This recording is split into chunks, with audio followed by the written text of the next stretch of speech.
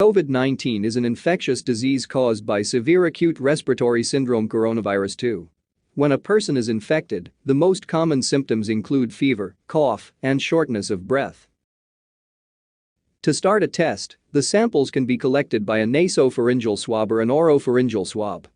For nasopharyngeal specimen, the swab is inserted in the nostril and gently moved forward into the nasopharynx, then it is rotated for a specified period time to collect secretions that contain the virus. Once the swabbing is applied, the swab is placed immediately into sterile tube containing a viral transport medium.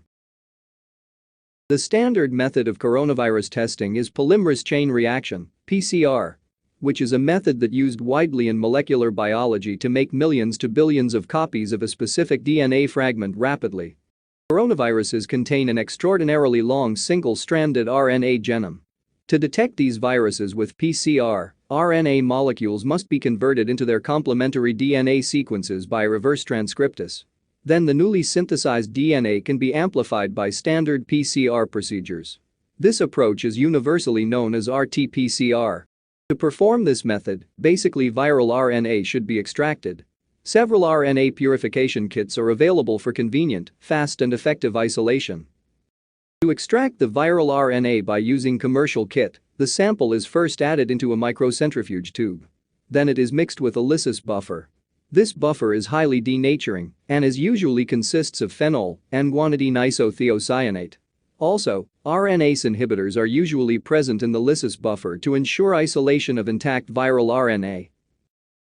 Once the lysis buffer is added, the tube is mixed by pulse vortexing and incubated at room temperature. Then the virus is lysed under the highly denaturing conditions provided by the lysis buffer. Once the sample is lysed, a purification procedure is carried out by using a spin column. The sample is loaded onto the spin column. Then a centrifugation is performed. This procedure is a solid phase extraction method in which the stationary phase consists of a silica matrix.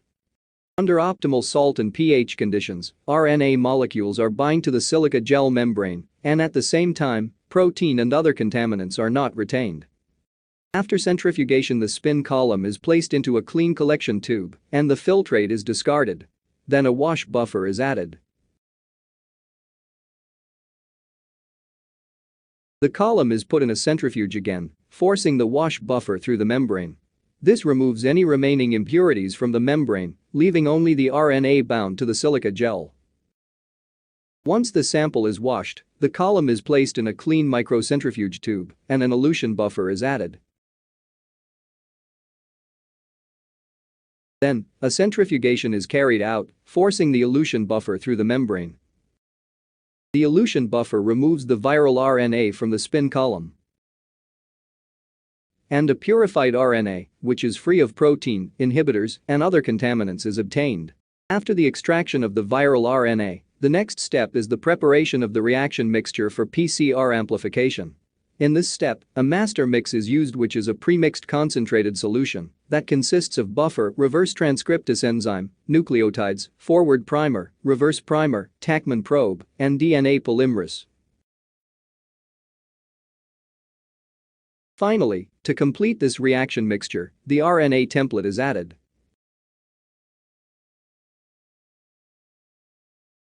The tube is mixed by pulse vortexing.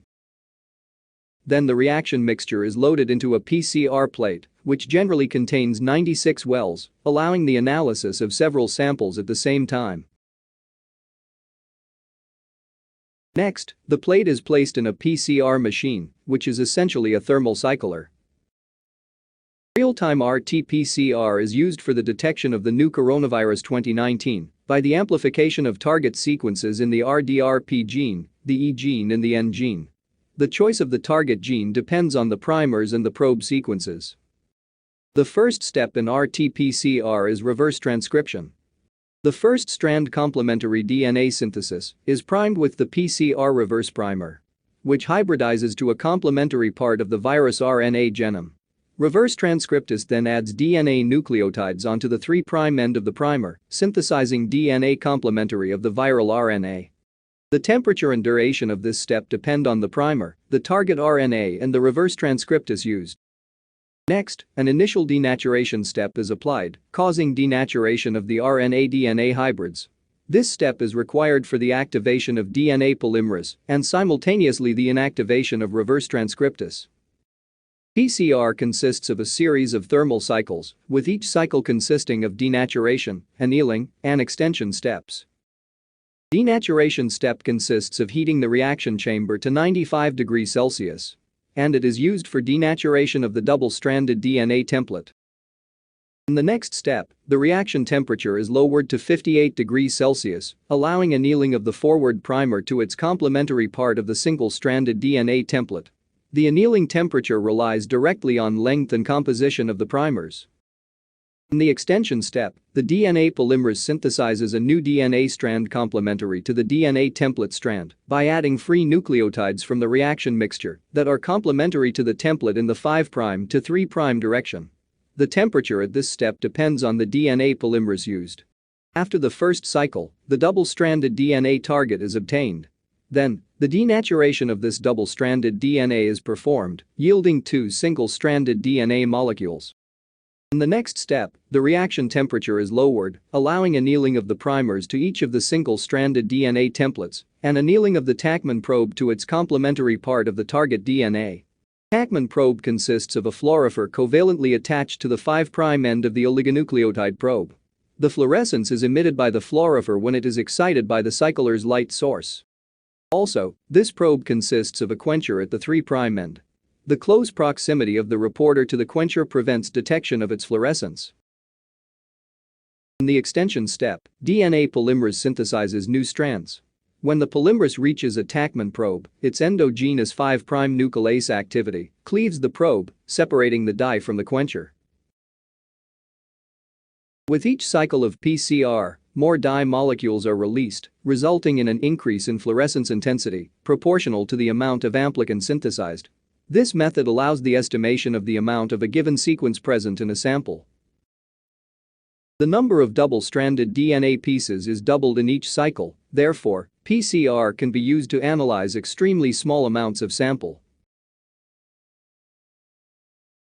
For the measurement of the fluorescence signal, a tungsten halogen lamp, an excitation filter, mirrors, lens, an emission filter, and a charge-coupled device CCD camera are used. Filtered light from the lamp is reflected off mirror, passes through a condensing lens, and is focused into the center of each well. Then fluorescent light emitted from the wells reflects off the mirror, passes through an emission filter, and is detected by the CCD camera. In each PCR cycle, light from excited fluorophore can be detected by the CCD camera, which converts the light that it captures into digital data. This method is known as real-time PCR, which allows the monitoring of the progress of the PCR reaction as it occurs in real time.